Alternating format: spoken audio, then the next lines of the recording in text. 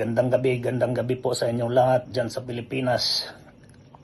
At may magandang balita tayo, urgent. Nagsalita na nga ang Korte Suprema sa hiling ni Tatay Digong at inilabas yung TRO.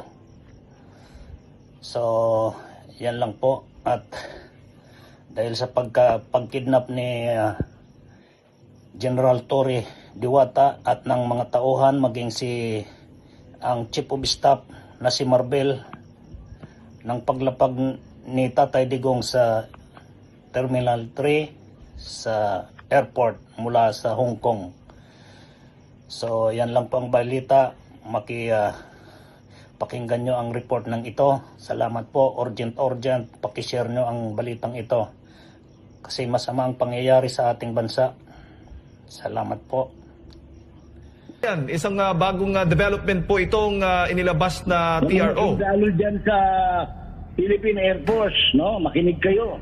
Yes.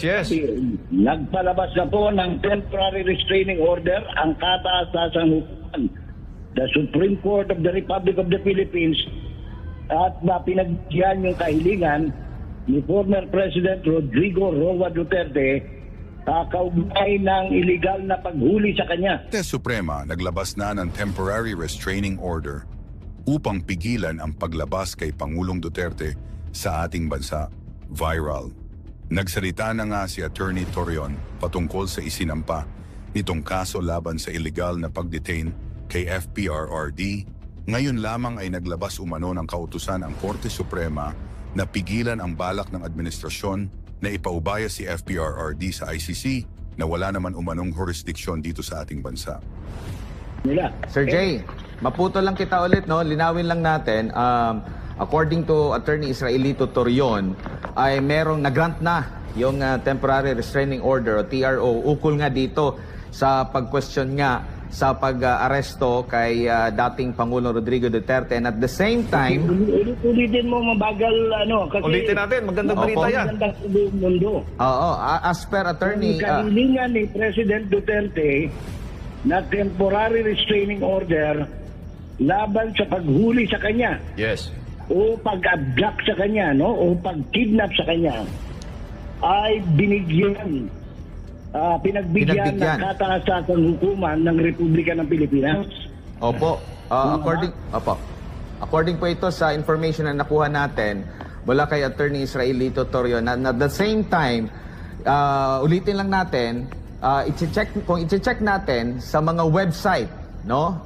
Sa Interpol, International Police, yung mga red notices nila doon. Kasi pag i-check mo yung red notices nila, nakikita mo yung mga subject, no? Mga individual, mga personalidad.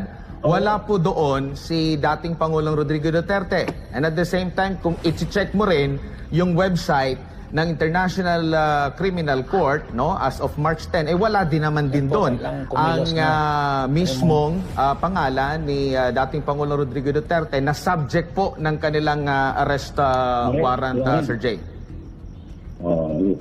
Okay, maganda yan. Paulit-ulitin natin, At paki-post na sa lahat ng pages ng SMNI. Opo, at ibig sabihin lamang nito, Sir Jay, na hindi po pwedeng dalhin, hindi po pwedeng hindi na pwedeng sakay ngayon. Opo, yan ang malinaw. Kasi meron ng TRO Oo. Ayan po, mga kababayan, isang bagong development po itong inilabas na TRO. Lalo dyan sa Philippine Air Force, no? Makinig kayo. Yes.